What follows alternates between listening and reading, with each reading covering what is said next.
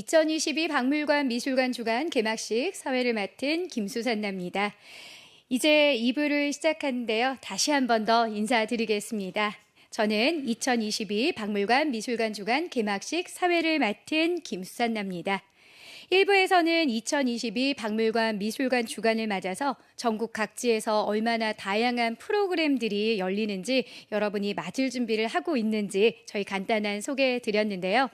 지금부터는 뮤지엄 현장에 계신 분들을 만나서 우리 사회의 발전, 지속성과 확장성을 위해 박물관, 미술관이 가져야 할 사회적 역할은 무엇인지 함께 고민하고 소통해보는 시간을 가져볼까 합니다. 올해의 대주제는 바로 박물관의 힘입니다.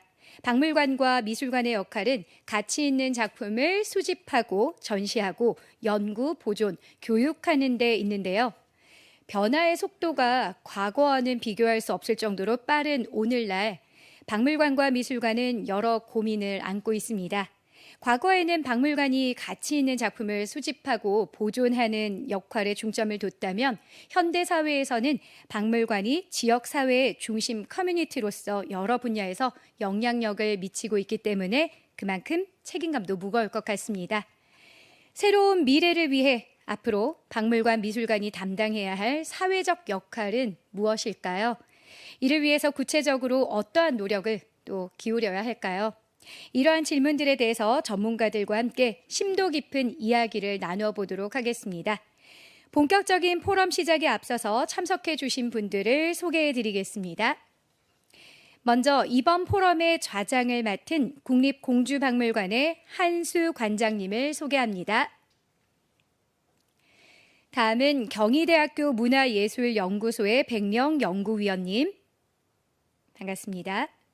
전곡 선사박물관의 이한용 관장님. 서울 성일초등학교의 이지혜 선생님.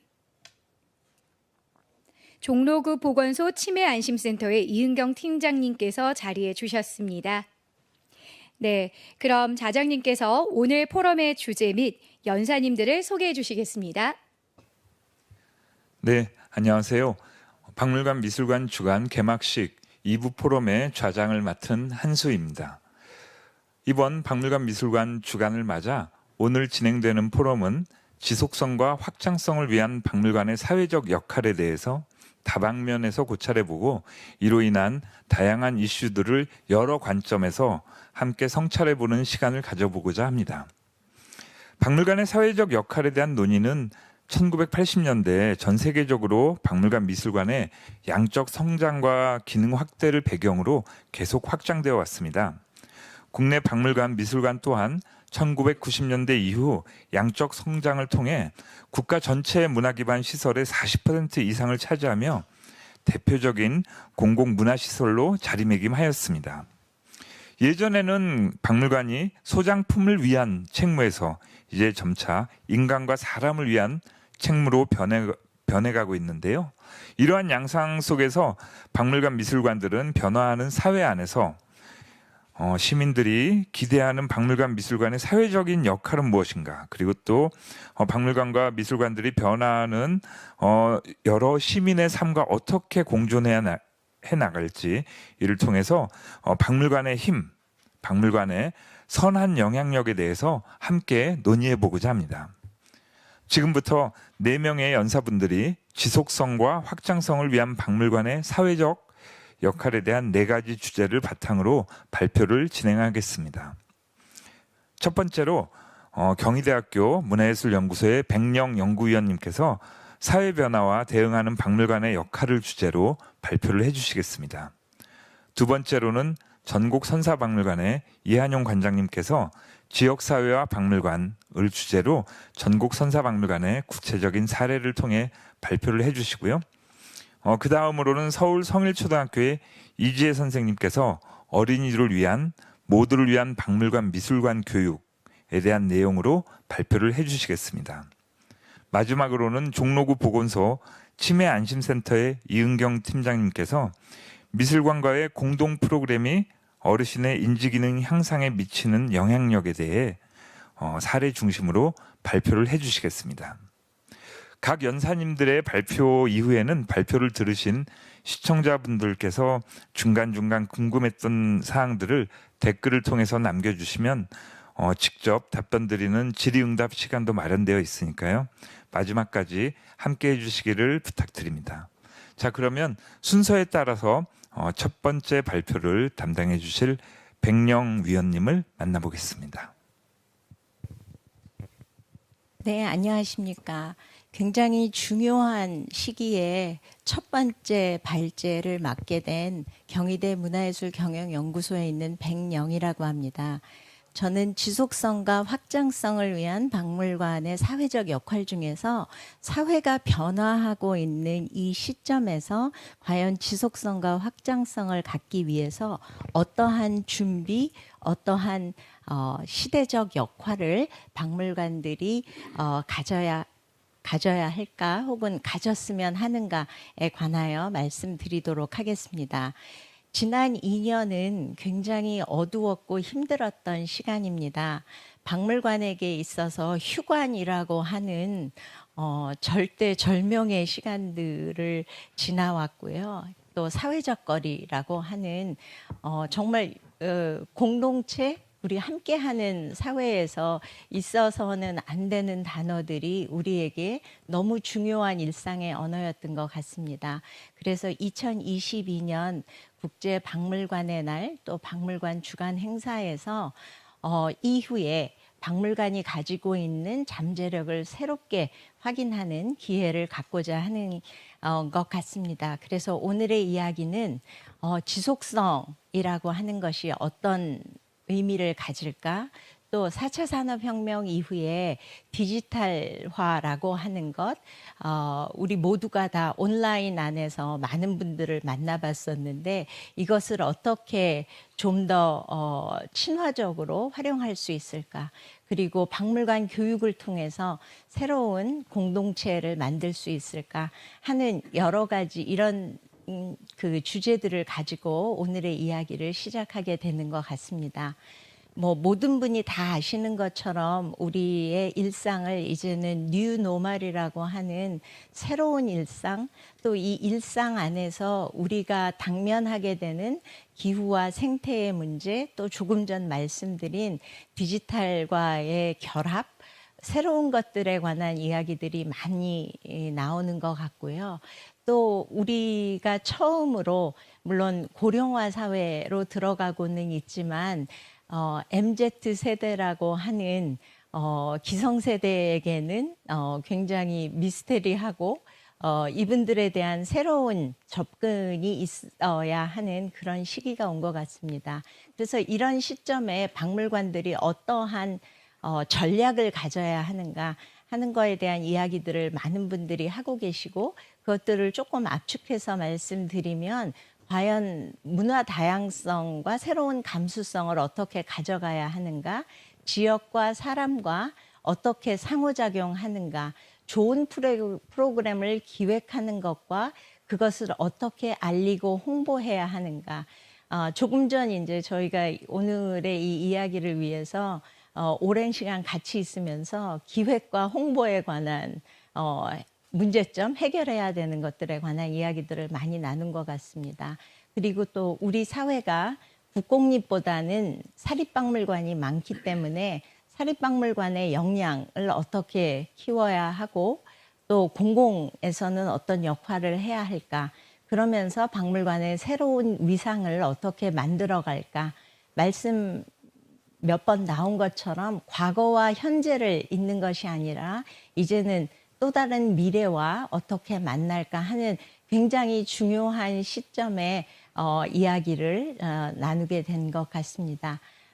말씀하신 것처럼 박물관이 유물로부터 사람 혹은 유물로부터 관계로 변화했고 우리는 그 변화를 2000년대부터 많이 경험했습니다. 아마 오늘 제 발제에 이어서 이야기하시는 세 분 관장님과 선생님들의 이야기 안에서 박물관들이 어떻게 다양한 주체들과 관계 맺고 어떻게 새로운 방식으로 만나는가에 대한 이야기들을 많이 들을 것 같고 그 경험을 기반으로 경쟁력 있는 컨텐츠들을 앞으로 어떻게 만들어 갈까에 대해서 고민하고 생각하고 연구하는 그런 시간이었으면 좋겠습니다.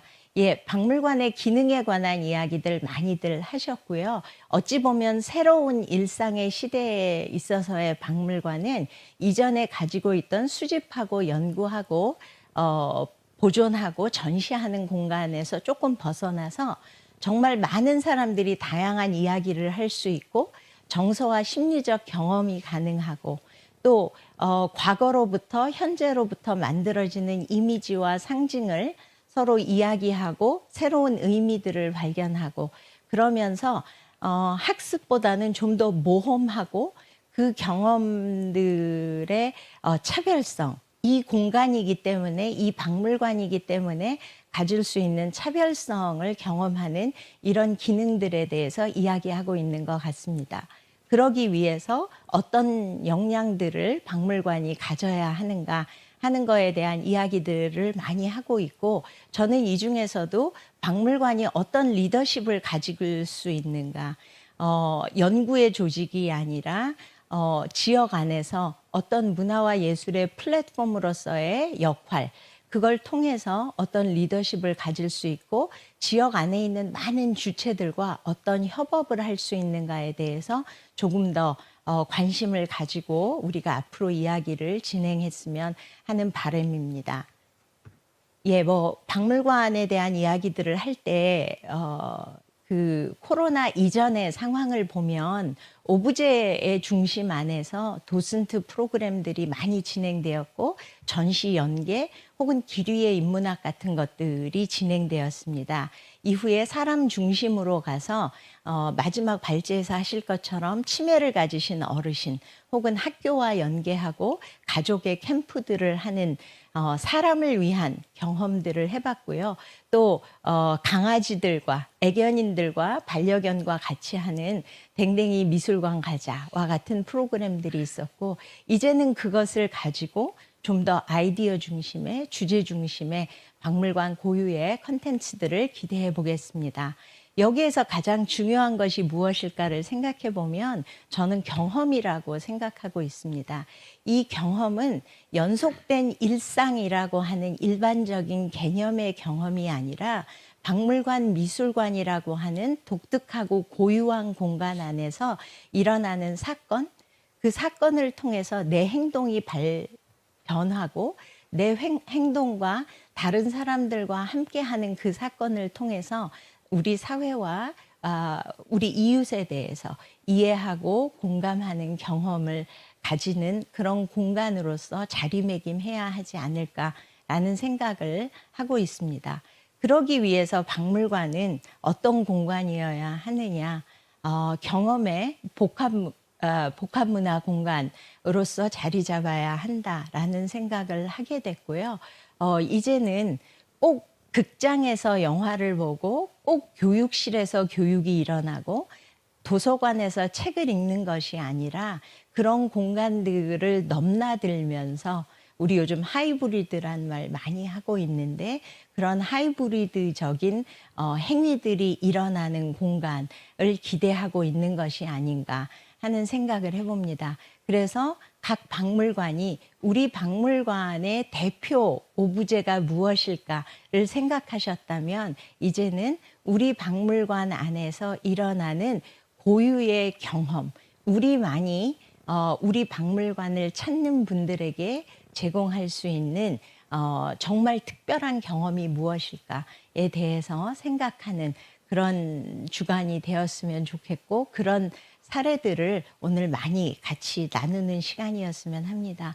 그러기 위해서 어떤 요소들이 나와야 될까, 어떤 새로운 담론들이나 이야기들이 나와야 될까를 생각해 봤을 때 박물관에 대한 이야기를 이제 박물관은 공공재다라고 하는 단위를 넘어서서 우리가 무엇인가 가치 판단할 수 있는 경험이 제공되고 또 이제까지는 몰랐던, 이제까지는 주어지지 않았던 많은 정보들이 공유되고 새로운 것들이 만들어지고 그를 통해서 이제까지 호기심 정도에서 멈췄던 것을 탐구하고 즐길 수 있는 공간이 되었으면 좋겠다. 그리고 더불어서 우리 좀 막 시작했던 경험이기는 하지만 온라인과 오프라인을 자유롭게 넘나들면서 만들어지는 경험의 복합 공간으로서 자리 잡아야 하지 않을까라는 생각을 합니다. 그래서 과연 어떤 경험을 지향하고 있고 그 경험을 위해서 박물관들이 새롭게 준비하는 그런 주간이 되었으면 하는 생각에서 오늘의 이야기를 마무리하도록 하겠습니다. 경청해 주셔서 감사합니다. 네, 고맙습니다. 이번 뮤지엄 위크의 주제인 박물관의 힘이라는 변화하는 사회에서 박물관의 역할에 대해서 너무나 차분하면서도 핵심적으로 이번 주간의 주제를 잘 짚어주신 것 같습니다. 말씀대로 이제부터는 구체적인 사례에 의거해서 다양한 활동을 사례별로 함께 하고자 합니다. 첫 번째로는 세계적인 구석기 유적인 전곡리에서 지난 30년간 수많은 고고학 구석기와 관련된 박물관 활동을 하시고 또 오늘 아주 화려한 헤어스타일로 오신 이한용 전곡 선사박물관장님의 발표를 함께 하겠습니다. 네, 안녕하세요. 방금 소개받은 전곡 선사박물관 이한용입니다. 오늘 이렇게 박물관 미술관 주간을 맞이해서 제가 박물관의 힘, 그렇죠? 박물관의 선한 영향력이라는 게 올해 이제 주제인데요. 거기에 관련해서 저희 전곡 선사박물관, 제가 일하고 있는 전곡 선사박물관의 사례를 좀 소개시켜 드리려고 합니다. 그래서 저희 전곡 선사박물관이 만들어지기까지의 과정, 이것들을 좀 들으시면은 과연 박물관이 어떤 힘을 가지고 있는지, 그리고 어떤 힘을 가져야 되는지, 그리고 박물관이 우리 사회에 어떠한 영향력을 줄 수 있는지, 그런 것들을 아마 저희 박물관뿐만 아니라 많은 박물관들이 이런 활동들을 하고 있습니다. 그 활동들을 저희 박물관의 사례를 대표로 해서 좀 소개 말씀드리고자 합니다. 좀 전에 한수 관장님이 말씀해 주신 것처럼 저희 전곡 선사박물관은 지금 보시는 전경 사진이죠. 전곡리 구석기 유적이라고 하는, 아마 대한민국의 수능을 보신 분들은 아마 많이 아실 거예요. 전곡리 유적, 그렇죠. 주먹도끼가 발견된 전곡리 유적에 세워진 경기도에서 만든 경기도립박물관입니다. 이 박물관이 오늘 지역 사회라고 했을 때, 중앙과 반대되는 개념의 지역 사회라고 했을 때 가장 적절한 예가 될 것 같아요. 지금 우리나라 지도인데요. 저희 전곡 선사박물관이 위치해 있는 곳은 가운데 이제 휴전선에 위치해 있습니다. 휴전선. 저희 박물관에서 이제 의정부 지나 동두천 지나 이제 북으로 이제 갑니다. 저희 박물관에서 20분 정도 지나면 휴전선인데요. 그야말로 중앙과는 떨어져 있는 지역에 위치한 그런 박물관입니다. 그래서 연천군에 있습니다. 경기도 연천군에 구석기 나라라고 해가지고 우리 연천군의 하나의 문화 브랜드로서 저희 박물관이 자리매김하고 있고요. 연천 오시면은 다 구석기입니다. 구석기 사거리도 있고 구석기 손두부도 있고, 그래서 구석기라고 하는 유적이 지역의 어떠한 문화 브랜드로서 자리 잡는 과정, 그것이 우리 전곡 선사박물관이 지어지었던 과정이다. 이렇게 좀 이해하시면 좋을 것 같고요. 마도 그냥 평범한 마가 아니라 돌도끼 마, 이런 마도 있습니다. 전곡리 유적은 지금 동두천에 미군 부대들이 좀 몇 군데 남아 있는데요. 그렉 보웬이라고 하는 미군 병사가 이와 같은 주먹도끼들을 1978년도에 처음 발견했습니다. 구석 시대, 약 30만 년 전의 주먹도끼라고 하는데요. 전곡 유적이 왜 중요하냐 하면은 이와 같은 주먹도끼들이 전곡 유적에서 발견되기 전에까지는, 그렇죠, 우리 전곡 유적 이쪽에 파란색이 표시되어 있는데, 대략적으로 인도를 기준으로 해서 동아시아에는 뭐 아실리안 주목도끼, 그냥 잘 만든 주목도끼라고 뭐 간단히 이해하셔도 될 것 같아요. 이와 같이 좀 잘 만든, 그렇죠, 구석시대 대표 유물이라고 한 주목도끼가 아시아 쪽에서는 없다. 이렇게 뭐 서양 쪽에만 주로 있다고 하는 소위 뭐 세계 구석기 문화 이원론이라고 하는, 지금은 완전히 뭐 폐기된 학설이다마는 그것을 고고학적인 증거로서 반박하는 그런 뭐 아실리안 주목도끼가 처음 나온 곳이 전곡리 유적이죠. 얼마나 중요한 유적인지 아마 제가 오늘 밤을 새서 얘기해도 전곡 유적의 중요성에 대해서 얘기할 수 있을 것 같은데요.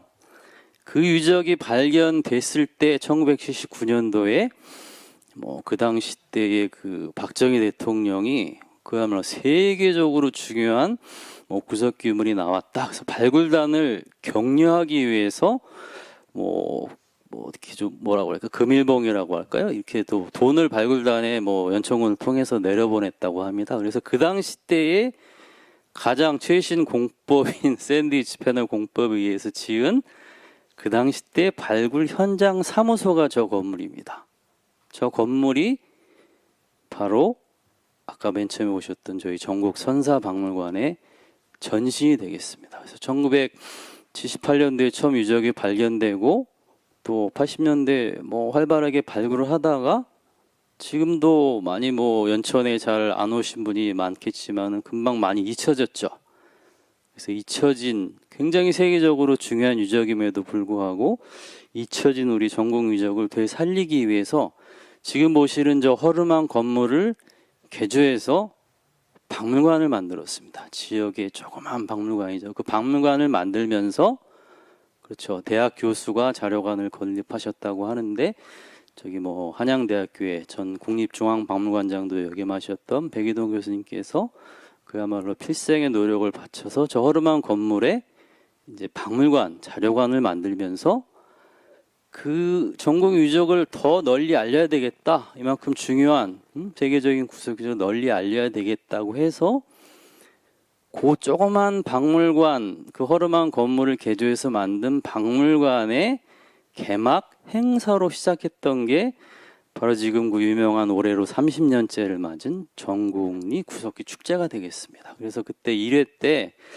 한 200명 정도가 모였어요. 왜? 박물관, 그렇죠, 전곡리 구석기 유적관이라고 하는 조그마한 박물관을 개관하면서 저렇게 개막 행사로 모였던 사람들이고요. 뭐 유명한 무생중 선생입니다. 그리고 뭐 지금은 아마 학생들을 저렇게 시키면은 좀 문제가 있을 텐데요. 그 당시 한양대학교 문화인력과 학생들이 이렇게 원시인으로, 구석기인으로 분장을 해서 짐승인간의 현대 나들이라고 하는 그런 뭐 경연을 했었죠. 뭐 30년 전에 200여 명 정도가 조그맣게 모여서 했던 행사가 뭐 그렇죠. 지금 제가 사실은 뭐 저런 뭐 구석기 체험이죠. 구석기 체험들도 하고 이렇게 지금도 사실은 여기다가 돼지 한 마리를 놓고서 석기를 가지고서 구석시대 생활상, 나와는 너무나 멀게 상관없어 보이는 구석시대 석기로 과연 무엇을 했을 것인가, 그런 궁금증을 풀어주는 그런 프로그램으로 처음 이제 구석기 축제가 시작되었죠. 그래서 지금은 뭐 그야말로 뭐 수십만 명이 모여서 즐기는 그런 구석기 축제가 되었습니다. 자그마한 박물관을 개관하기 위해서 만들었던 축제에 많은 사람들이 모여서 즐기고, 실제로 뭐 축제 기간 동안 3일, 4일 동안 뭐 수십만 명의 사람들이 모여서 구석 축제를 즐기고, 야, 전곡 유적이 이렇게 중요하구나, 수십만 년 전에 구석기 사람들이 이렇게 살았구나 하는 것들을 이제 구석기 축제를 통해서 뭐 배우고 알고 즐기게 되었죠. 지금은 일상적으로 뭐 진행되는 그런 체험 프로그램입니다만은 30년 전에 이런 것들을 처음 시작했다는 것이 사실은 놀랍고요. 이것이 굉장히 상징적인 사진인데요. 조그만 박물관 개관 행사로 시작해서 200명 모여서 점점 수만 명, 수십만 명이 모이는 축제가 생기니까 그야말로 그 당시 때 경기도지사입니다. 손학규 지사인데 정치인들이, 정책 결정자들이 유적의 중요성에 대해서 관심을 갖게 되죠. 이렇게 중요한 적인데 지금까지 뭐 했냐? 박물관도 하나 없이. 돈이 있어야지, 예산이 있어야지 박물관을 짓죠. 그래? 그럼 박물관을 집시다 해가지고 전곡리 구석기 축제에 모였던 많은 분들의 그런 관심들이 모아져서 결국은 뭐 전곡 선사박물관이 지어지게 되었습니다. 그래서 지금 뭐 전국 유적의 축제를 항공사진 찍은 건데요. 구석기 유적이 지금 보시는 전곡읍인데요. 전곡읍이 뭐 한창 개발되고 발전돼야 될 그런 개발 선상에 있을 때 유적이 딱 그 뭐 고강 유적이 있으니까 얼마나 문화재가 뭐 개발의 걸림돌이다 그런 인식이 팽배했을 때 구석지를 통해서 사람들의 관심을 얻고 그 관심을 통해서 유적에 사랑하는 사람들의 모이고 그것이 다시 정책 위반자들의 마음을 움직여서 사회적인 자본이 투여돼서 전국 박물관이 짓게 된 것. 그것이 박물관이 어떠한 그런 조그만 박물관이 가지고 있던 힘이 사회에 어떠한 영향을 줄 수 있는가 그런 것을 보여주는 상징적인 사건이 아마 우리 전국 선사박물관이 아닐까 저는 그렇게 생각을 하고요. 그래서 많은 사람들이 뭐 한탄강의 기적이다 이렇게까지 얘기를 하고 있습니다. 그래서 뭐 구석축제 때 많은 뭐 1박 2일 프로그램도 즐기고요. 또 박물관이 생기고 나서 저희가 뭐 1박 2일 캠프라든지 좀 전에 보셨던 찾아가는 박물관이라든지 굉장히 지역사회에 관련된 프로그램들을 많이 합니다. 뭐 지역이나 가능하겠죠. 저희 박물관의 후원회 분들인데요. 아실리안의 분들이 직접 이렇게 그 조청을 만들어서 그렇죠. 이걸 또 팔아서 그렇게 또 바자회도 하고 또 군부대 차 봉사도 나가고 또 이렇게 박물관의 그 소외된 지역에 박물관의 합창단까지 만들어서 같이 후원해주는 그런 프로그램들을 뭐 지역에서 전국 선사박물관이 하고 있습니다. 뭐 군부대가 많으니까 군인들 프로그램들도 많이 하죠. 그래서 전국에 그런 조그마한 박물관을 개관하기 위해서 모였던 그런 축제가 커져서 지금은 전 세계 사람들이 많이 모여서 즐기는 축제가 되었고 뭐 전국 패밀리라고 전 세계 뭐 10여 개국 넘는 그런 친구들이 뭐 한국 문화를 너무나 사랑하고 여기 뭐 많은 친구들이 김치도 직접 담가 먹을 정도로 한국 팬이 됐죠. 무엇을 통해서? 구석기 축제를 통해서 그렇게 됐습니다. 그래서 아마 박물관이 앞으로 어떠한 의미를 가지고 지역에서 어떠한 그 역할을 해야 될 것인가. 뭐 저희도 지금 뭐 부족한 것이 많이 있습니다만은 앞으로 그런 더 많은 노력을 해야 될 것이고요. 이런 그 아이들의 웃음, 그다음에 많은 사람들의 즐거움이 항상 넘쳐서 우리 박물관에 힘이 되고 이것이 다시 사회에 선한 영향력이 되도록 저희 전국 선사박물관뿐만 아니라 우리 전국의 많은 박물관 미술관들이 그런 노력을 하고 있다는 말씀을 끝으로 저희 발표를 짧게 마치도록 하겠습니다. 네, 감사합니다. 이상입니다. 네, 발표 잘 들었습니다. 그야말로 미약한 시작이 정말로 커다란 성과로 나타난 그런 사례가 아니었나 싶고요. 특히 또 이한용 관장님께서 발표를 해주시니까 흡사 국제학술대회처럼 외국인 발표자가 있는 듯한 그런 느낌도 나는 발표였던 것 같습니다. 자, 그럼 다음으로는 서울 성일초등학교 이지혜 선생님의 발표를 시작하도록 하겠습니다. 안녕하세요. 저는 서울 성일초등학교에서 어린이들과 함께 공부하고 있는 교사 이지혜입니다. 오늘은 박물관 주간을 맞아 제가 어린이들을 대신하여 어린이들의 목소리를 내기 위해 이 자리에 섰습니다. 자, 먼저 어린이를 대신해서 지금 어린이들이 생각하는 박물관 미술관 교육의 현재의 목소리를 전해드리고 가정과 연계한 박물관 미술관 교육, 학교와 연계한 박물관 미술관 교육의 방향에 대해서 논의해보고자 합니다. 자, 어린이들에게 박물관 미술관이란 어떤 공간일까요? 2015년에 발표된 논문에 따르면 다음과 같은 이미지를 가지고 있다고 합니다. 그 이후에 현재에는 장난감이나 키즈 카페, 스마트폰, 게임, 심지어는 요즘에 메타버스까지 어린이들에게는 즐길 거리가 넘쳐나고 있습니다. 박물관에게는 아주 커다란 라이벌이 등장했다고 생각이 되는데요.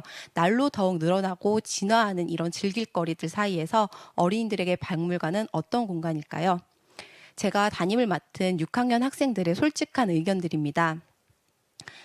박물관이 아름다움이 넘치는 공간, 그리고 배울 수 있는 공간이라는 의견도 있지만 또 대부분 또 지루하고 엄숙한 공간이다. 가기 싫다라는 의견도 많습니다. 아직까지는 박물관이 어린이들에게는 조금 거리가 있는 좀 먼 그런 공간이 아닌가 싶습니다. 그래서 어린이들이 어린이들이 원하는 박물관은 뭔가 조금 더 자유로운 관람 분위기를 가졌으면 좋겠고 직접 만지고 참여할 수 있었으면 좋겠다라는 의견을 주었습니다. 박물관을 진정 학습의 공간과 그다음에 놀이의 공간으로 생각하는 뮤지엄 키즈는 어떻게 길러질까요? 사실 저는 쑥스럽지만 제가 뮤지엄 키즈였습니다. 그래서 뮤지엄 키즈가 어른으로 자라게 된 건데 이때는 저는 어렸을 때부터 부모님께서 끌고 다니시면서 박물관, 미술관은 전국 방방곳곳을 많이 데리고 다니셨는데 그때 당시에는 그렇게 부모님한테 이끌려 다니는 게 굉장히 힘들었지만 어른이 되고 보아서는 제가 스스로 제 발로 박물관을 찾아가서 즐길 수 있는 어른이 되었습니다.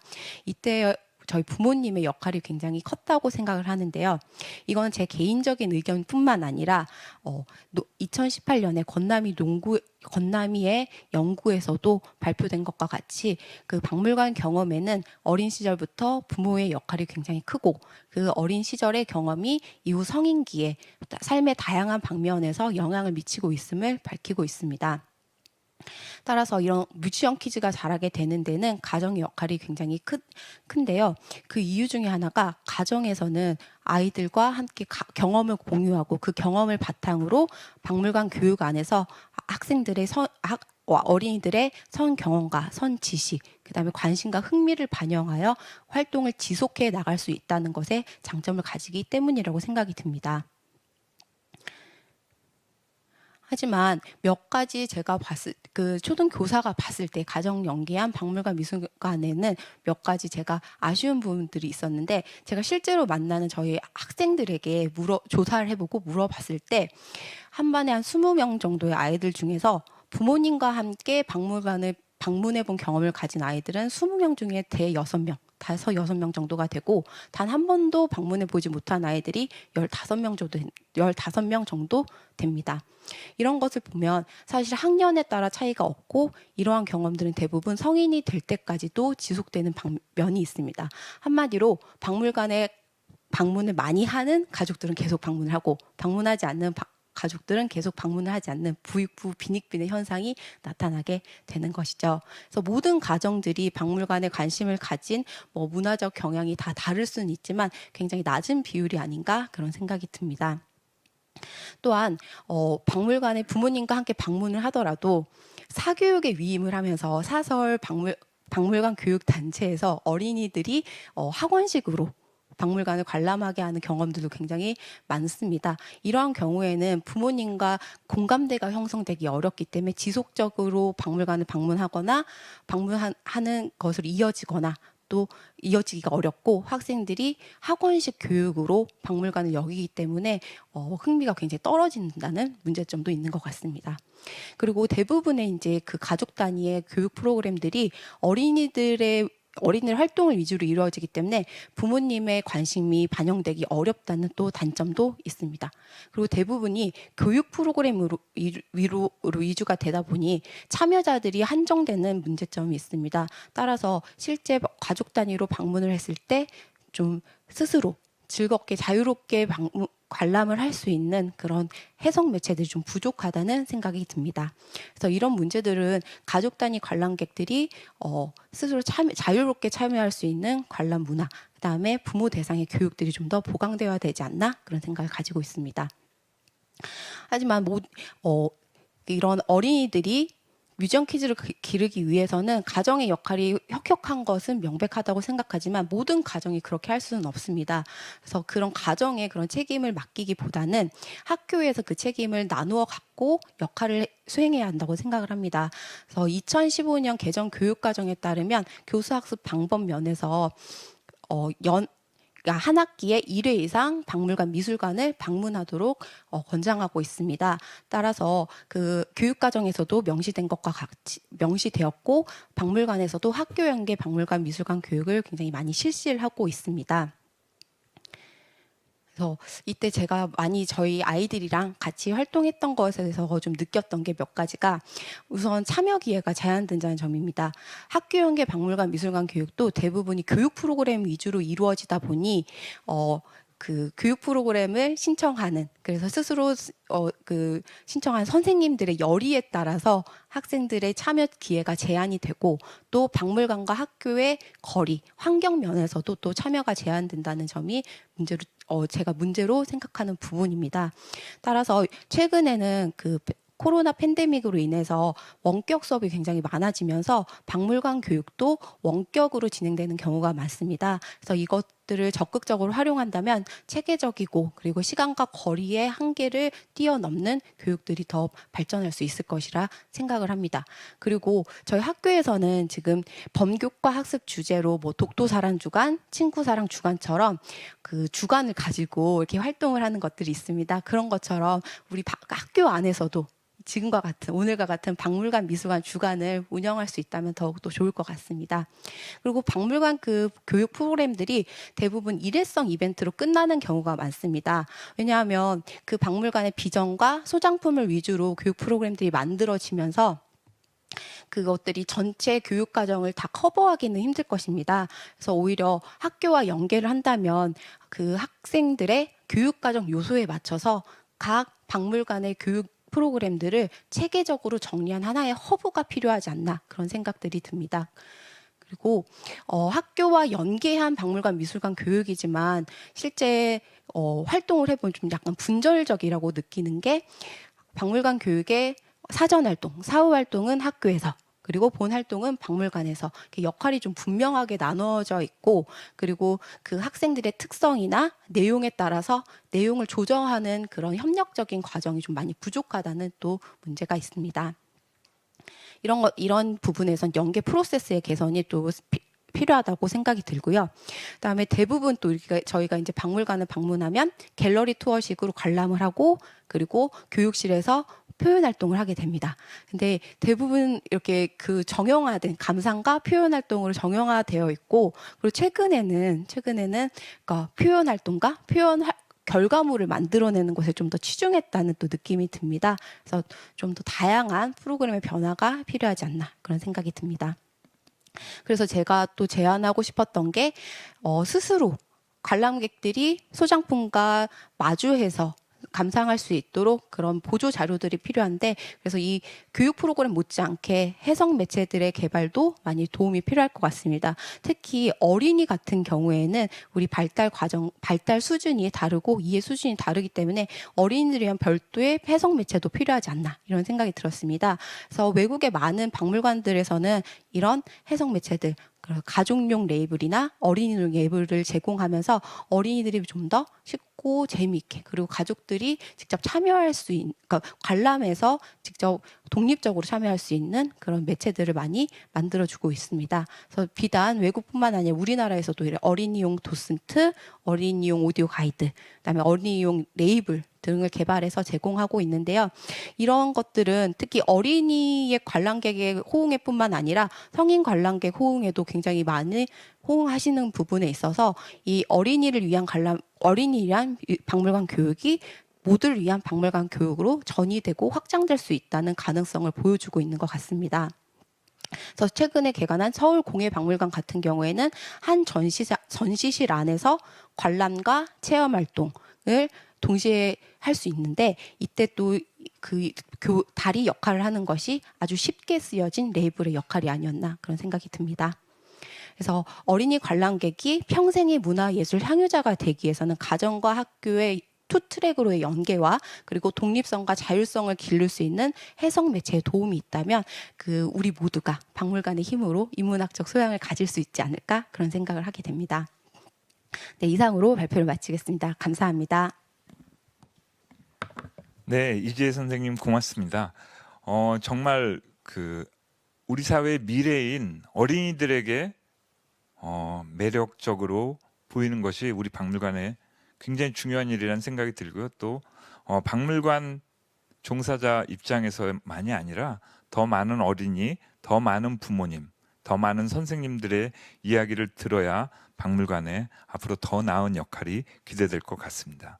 한편으로는 또 우리 사회에서 또 너무나 중요한 커다란 계층이라고 할 수 있는 우리 사회 미술관과 박물관의 프로그램에 대해서 종로구 보건소의 이은경 팀장님의 발표가 있겠습니다.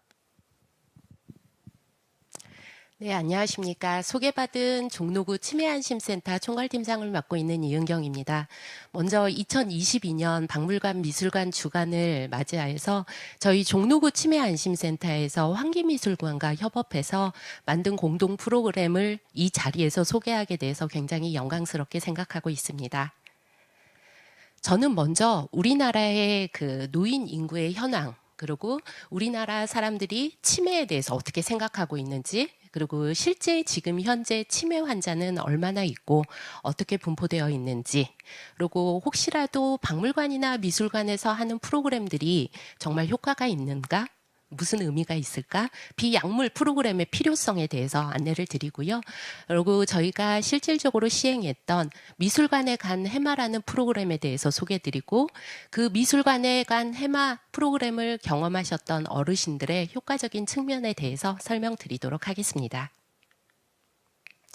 자, 먼저 우리나라의 고령화 사회에 대해서 어느 정도 진행이 되고 있고 현재 상태는 어떤 상태인지에 대해서 간략하게 말씀드리겠습니다. 먼저 보건복지부에서 주관하는 중앙치매센터의 자료를 보면 1960년도 52.4세였던 평균 수명이 지금 2019년에는 83.3세로 증가를 하였고요.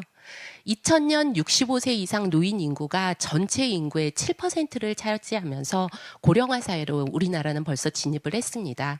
그리고 2025년에는 65세 이상 인구가 전체의 20.8%로 초고령화 사회로 진입을 앞두고 있습니다. 우리나라 고령화 사회의 특징은 굉장히 빠른 속도로 진행되고 있고, 또 케어를 많이 해야 되는 그 케어의 위험도가 높은 75세 이상 후기 고령 인구의 증가율이 급격히 늘어난다는 것에 특징을 두고 있습니다. 자, 고령화 속도를 우리나라와 다른 나라들과 함께 비교해 보도록 하겠습니다. 먼저 고령화 속도라고 하는 것은 고령 사회에서 초고령 사회로 이행하는데 걸리는 시간, 얼마나 걸리는지를 알아보는 속도 기준입니다.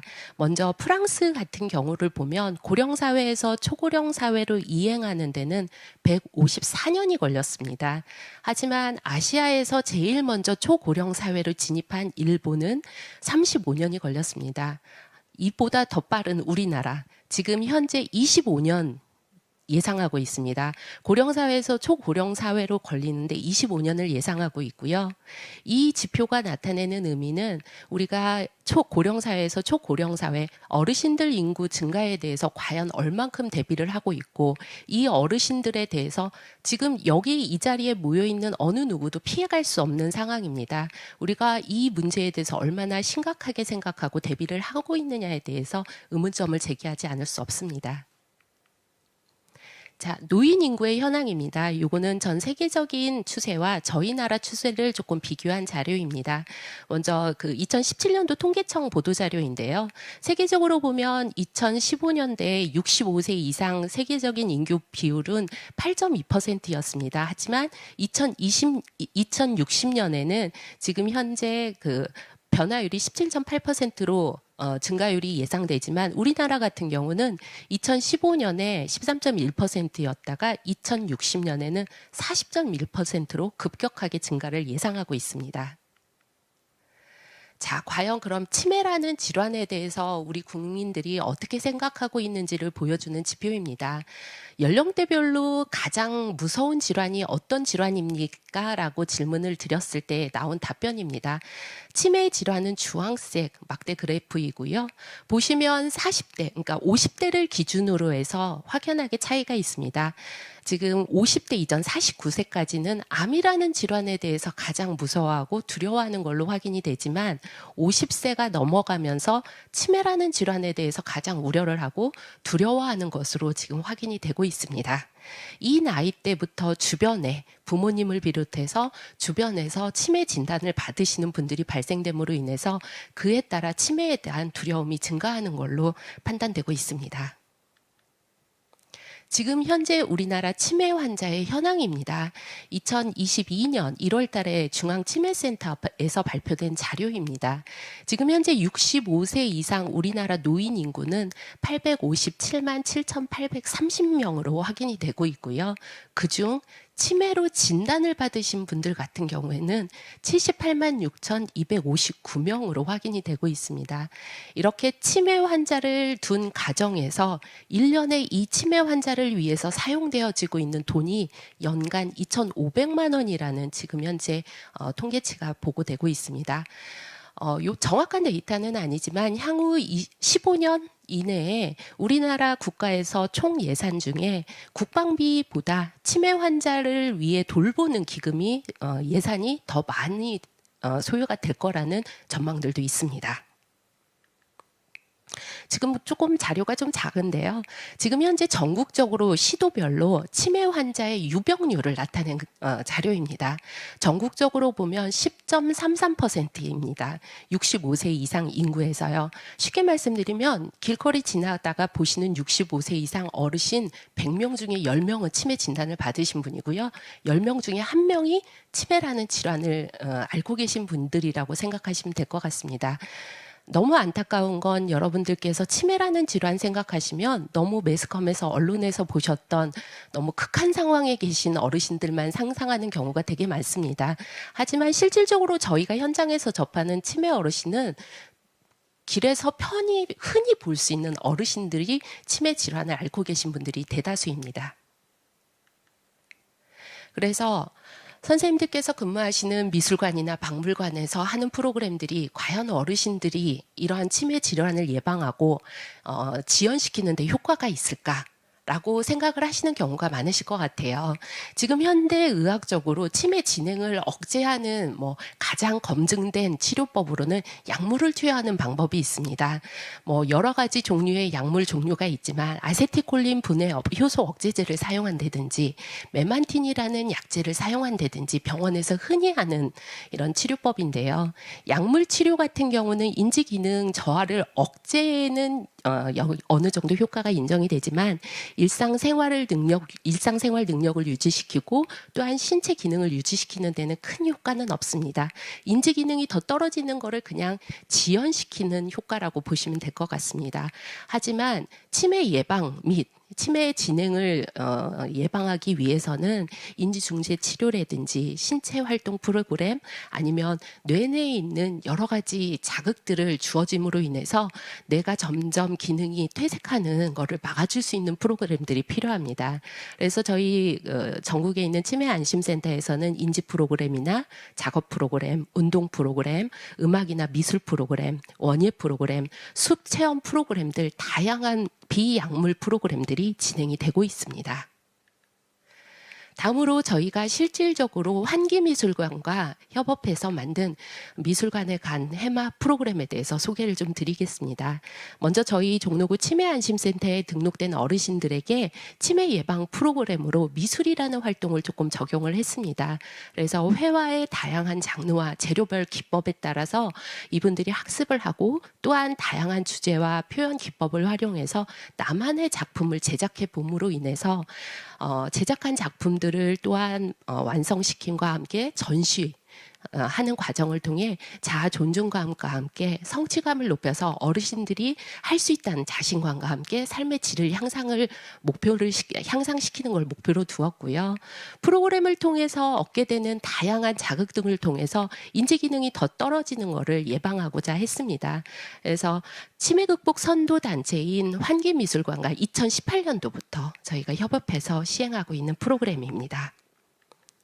해당 연도들로부터 저희가 시행했던 프로그램들의 구체적인 내용을 조금 말씀드리겠습니다. 2018년도에는 저희 센터에서 프로그램을 진행하는 경도 인지장애 어르신들을 대상으로 5회기 시니어 프로그램으로 먼저 시작을 했습니다. 그래서 1회기에는 아마드 야신 작가의 선인장 작품을 관람하고 어르신들의 주관적인 느낌이라든지 이런 것들을 서로 공유를 했었고요. 2회기에는 한국적인 자연미, 화병도를 같이 공감을 했었고 3회기에는 모자이크 작품을 감상하고 직접 하얀 티셔츠에 모자이크 작품 작품처럼 본인들이 작품을 만들어서 옷을 입어봄으로써 만족도를 느낄 수 있는 시간이었습니다.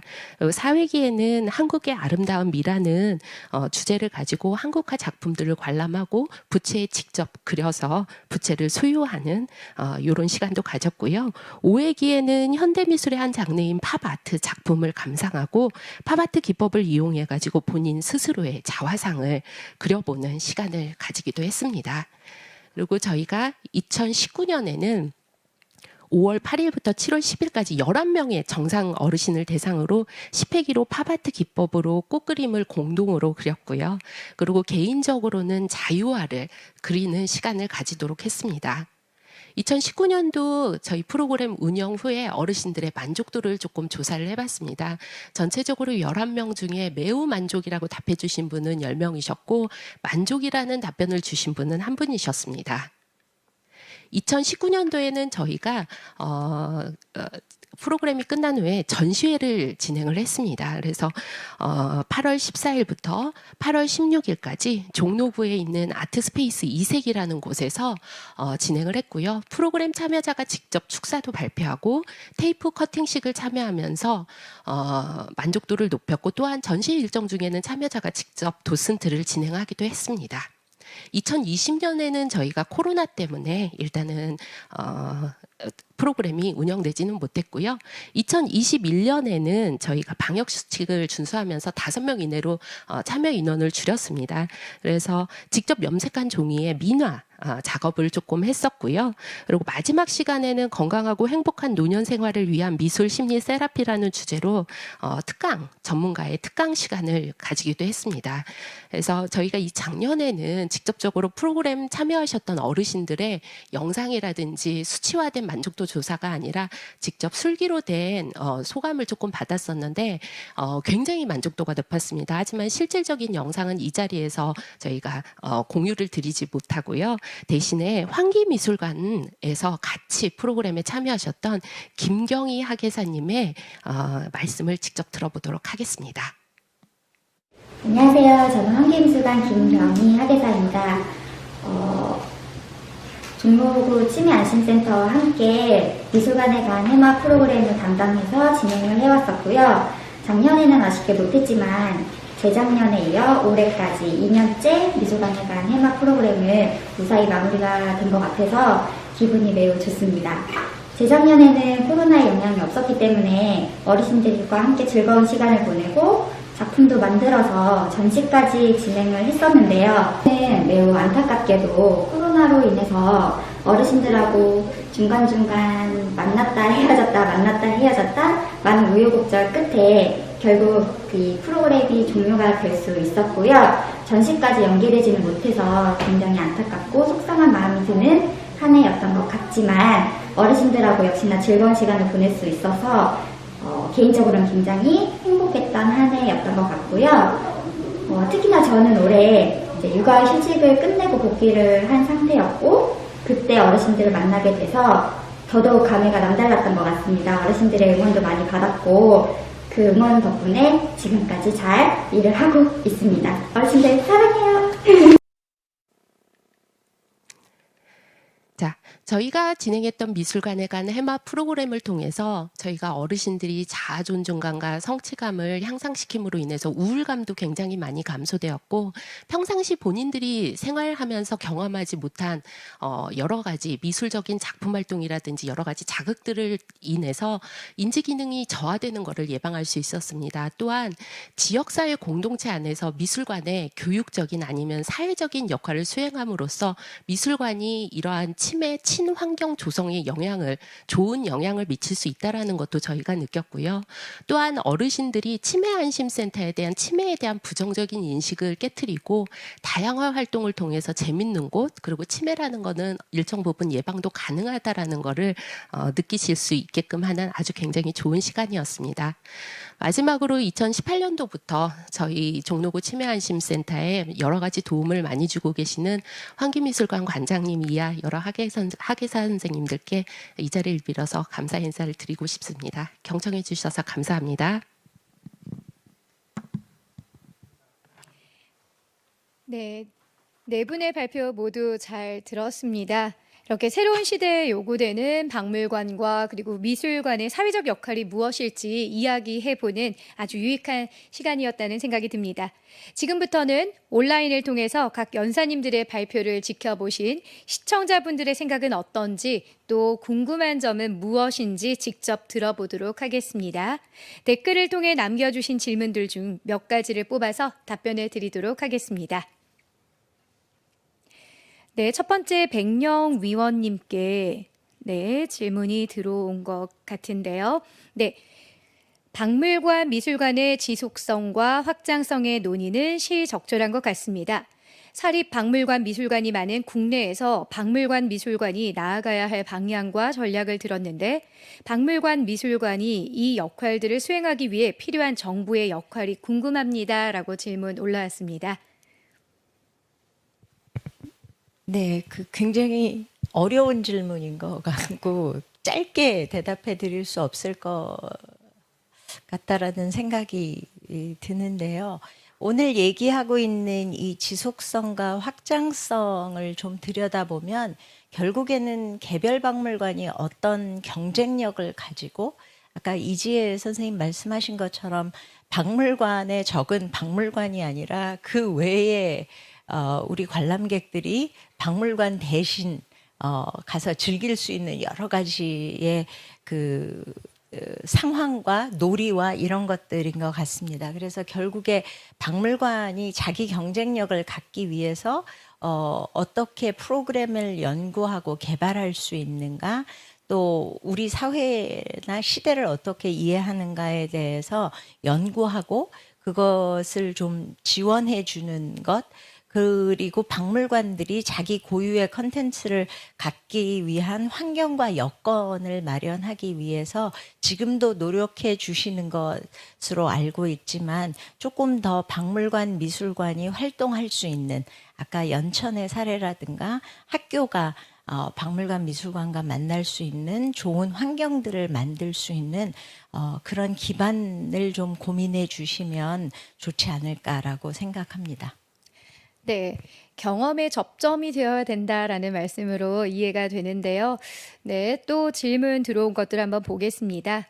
또 백령 위원님께 들어온 질문입니다. 지속성과 확장성을 위해서 박물관, 미술관의 활동과 프로그램이 어떤 모습으로 변화할 것으로 기대하시나요? 라는 질문이 들어왔네요. 답변 부탁드립니다. 네, 교육이라는 단어가 굉장히 무겁고 뭔가 막 배워야 되고 가르쳐야 되고 막 이런 상황을 만들어주는 것 같습니다만 사실 교육이라고 하는 것이 진정한 효과를 드러낼 때에는 우리가 그거를 막 수치적으로 측정할 수 있는 것만은 아닌 것 같습니다. 오늘 이야기를 들으신 것처럼 전국 선사박물관의 사례를 보면 축제라고 하는 어떤 모두가 같이 즐길 수 있는 그 사건을 통해서 30년의 시간 안에서 박물관이 만들어지고 또 그 30년의 전통 속에서 지역과 연계하는 그런 모습들을 볼 수 있었고 또 치매라고 하는 굉장히 위중할 수 있는 질병인데 그것을 미술관과 연계하는 모습을 사례를 통해서 볼 수 있었습니다. 그래서 교육을 너무 가르치고 배우는 관계가 아닌 즐기고 놀고 축제하고 또 누군가를 보살피고 누군가를 돌볼 수 있는 그런 그 다양한 활동으로 확대 해석했을 때 훨씬 더 많은 가능성을 발견할 수 있지 않을까. 그래서 아마 최근에는 참여라는 말을 많이 쓰시고 계시는 것 같은데 이런 다양한 활동들을 포괄하는 교육의 새로운 개념들이 현장에서 발견되고 있고 또 저희처럼 연구하는 사람들이 조금 더 담론화해서 그 모습의 이 진행되는 상황들을 기록하고 이야기로 만들어가면 좋지 않을까라는 생각합니다. 네, 일상생활에서 참여의 의미로 미술관과 박물관이 정말 자리 잡았으면 좋겠다라는 생각이 듭니다. 다음 질문 보겠습니다. 이한용 관장님께 들어온 질문입니다. 서울 경기의 유명 관들을 제외한 지역의 관들은 관람객 유치나 여러 면에서 힘든 것이 사실인데 지역 박물관, 미술관이 이러한 부분을 어떻게 극복해낼 수 있는지 궁금합니다라고 합니다. 답변 부탁드리겠습니다. 네, 참 좋은 질문인데 어려운 질문이네요. 답을 뭐 간단하게 할 수밖에 없을 것 같은데 서울 경기 유명관이 아니라 사실 서울만 잘 됩니다. 서울이 너무 좋아서 지방에서도 많은 노력을 하는데요. 좋은 전시, 많은 관심을 받으려면은 뭐 박물관에서 전시를 잘해야 되겠죠. 좋은 전시를 만들면은 해결이 되는데 여건이 너무 어렵습니다. 그 지방에 있는 지역의 박물관들은. 그래서 특히 지방의 공립박물관들 일할 수 있는 사람이 없어요. 시장 군수님들이 박물관에 관심이 되게 많으셔서 그런지 관장도 본인들이 그냥 하십니다. 겸임으로. 학예사들한테, 전문가들한테 관장, 학예사 많이 뽑아주셔야죠. 그래서 박물관에서 나의 전문을 바치고 청춘을 바쳐서 좋은 전시를 하고 프로그램을 할 사람들이 많아지는 지역에, 그렇죠. 지역 박물관에 많아질수록 자연스럽게 지역의 박물관들도 좋은 전시를 할 수 있을 것이고 그 지역의 공립 박물관들이 그런 뭐 위치에 서게 된다면 당연히 또 사립 박물관들과 같이 네트워크를 해서 점점 우리 지역의 문화의 힘, 그렇죠. 오늘 말하는 박물관의 힘을 키울 수 있을 것이고 박물관의 선한 영향력도 발휘할 것 같아요. 그래서 아마 지역의 많은 박물관들이 하고 싶은 것, 해야 될 것들이 너무 많습니다. 그렇지만은 그것을 할 수 있게 사람도 뽑아주시고 또 소장품도 사주시고 하는 그런 지역의 그런 노력들이 같이 되시기를 너무 바라고요. 많은 박물관 우리 인들은 준비는 되어 있습니다. 저희를 달릴 수 있게 많은 지원과 협조를 해주시면은 그 힘으로 또 사회에 좋은 영향력을 끼치도록 저희도 열심히 노력을 하겠습니다. 뭐 답변이 될까 모르겠습니다만 이걸로 말씀 마치겠습니다. 네. 네, 사람이 미래다라는 말처럼 이 박물관에서도 전문성을 높여가면서 참여형으로 끌어내야 된다라는 말씀이셨습니다. 네, 다음은 이지혜 선생님께 들어온 질문입니다. 선생님께서 교육 현장에 계시면서 학생들이 공교육만으로 내는 아웃풋과 박물관, 미술관의 교육 프로그램을 통해 내는 아웃풋에서 유의미한 차이를 느끼시는지 궁금합니다라는 질문이 들어왔습니다. 답변 부탁드립니다. 네, 단도직입적으로 말씀을 드리면 유의미한 차이를 느낍니다. 지금 현재 공교육에서는 교육의 방향이 학습자 중심의 교육, 학습자 중심의 체험 교육이 이루어지고 있습니다. 그래서 그 일환으로 뭐 예를 들면 중학교 자유학년제나 그리고 마을의 자원을 적극적으로 활용해서 수업하는 마을 결합형 수업 등이 있습니다. 그래서 좀 전에 말씀드린 것과 같이 개정 교육 과정에서는 박물관, 미술관을 적극적인 현장 체험 학습의 장소로 활용하도록 권고하고 있는 것도 그 일환 중에 하나라고 할 수 있습니다. 그 이전에 저희 성인 세대들이 느꼈던 교실에서 교과서를 가지고 배웠던 공부들은 단편적인 지식에 불과하기 때문에 학생들이 활용하는 데 한계가 있습니다. 따라서 이렇게 학생들이 직접 체험을 통해서 지식과 정보를 습득하고 활용할 수 있는 교육의 방향을 지향하는데요. 그렇기 때문에 학교에 있는 공교육이 아닌 공교육보다 박물관, 미술관의 전문적인 교육 프로그램들이 더욱더 중요해지고 있다고 생각이 듭니다. 그래서 특히 학생들은 실물 교육으로 오브제를 만나고 그걸 통해서 또 박물관의 전문 인력들에 의한 전문적인 교육 프로그램으로 인해서 더 좋은 학습 효과를 나타낼 수 있다고 생각이 듭니다. 그래서 제 개인적인 사례까지 덧붙이자면 제가 초등학교 4학년 학생들을 데리고 연 10회 정도 박물관 동아리로 10회 정도 박물관을 방문을 했었는데요. 그 효과가 그 이후에 그 이듬해 학년 선생님들로부터 굉장히 많은 피드백을 받았는데 학생들이 5학년 역사나 그다음에 미술에 관해서 너무 많이 잘 알고 있다라는 피드백을 굉장히 많이 받았거든요.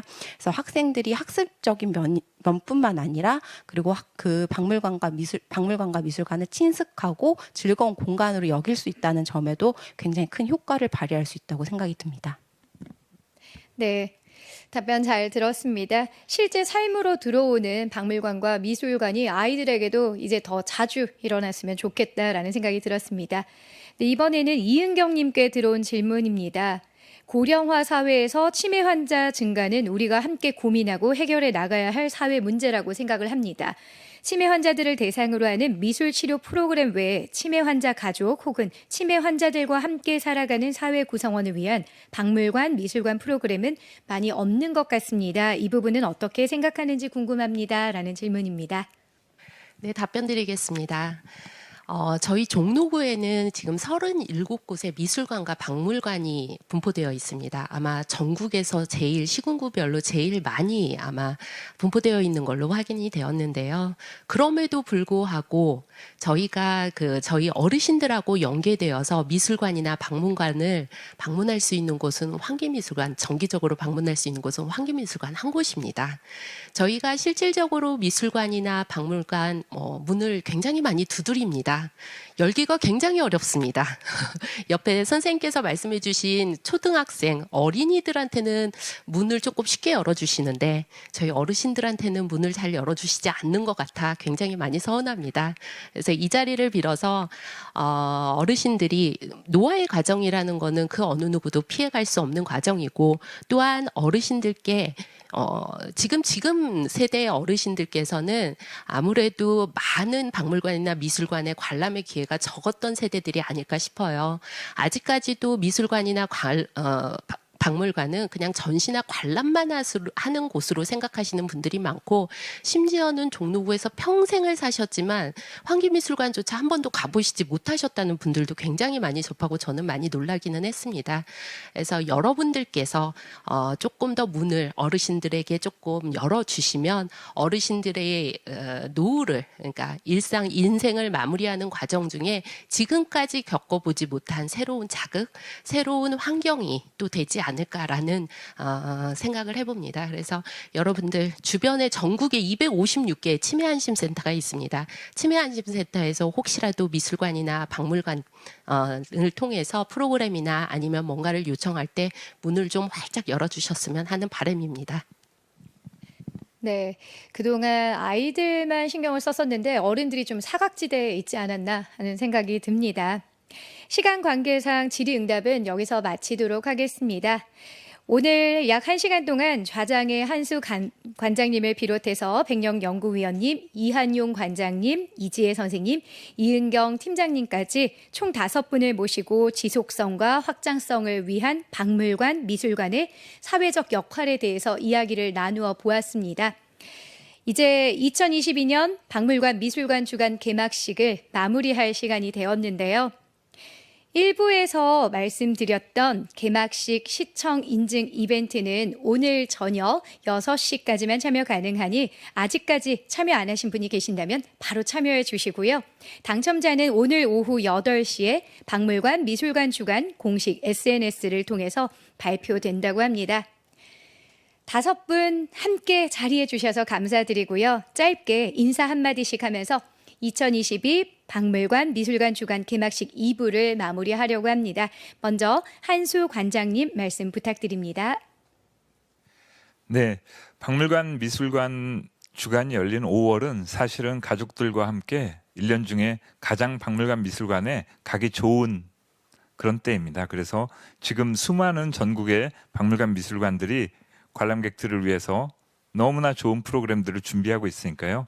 이번 5월에는 꼭 한번 가족들과 박물관 미술관을 방문해 주시기를 바라는 마음입니다. 고맙습니다. 네, 백령 연구위원님.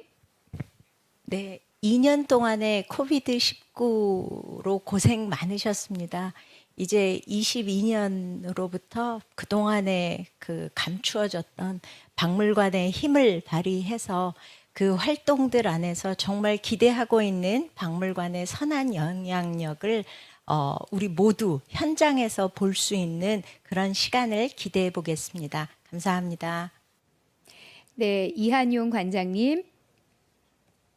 네, 저는 박물관, 미술관을 왜 가야 되냐고 물어보실 때 박물관, 미술관에 가서 10년 전, 100년 전, 10,000년 전, 수십만 년 전의 유물을 보고 느끼는 사람들은 반대로 100년 후, 10,000년 후, 30만 년 후에 또 우리는 어떻게 변해 있을까? 그것을 생각할 수 있다고 봅니다. 그래서 박물관에 가셔서 그런 그야말로 박물관에서 준비한 여러 가지 전시 기획들을 보시면서 나에게 선한 영향력을 받을 수 있는 그런 5월 박물관 주간이 되기를 바랍니다. 감사합니다.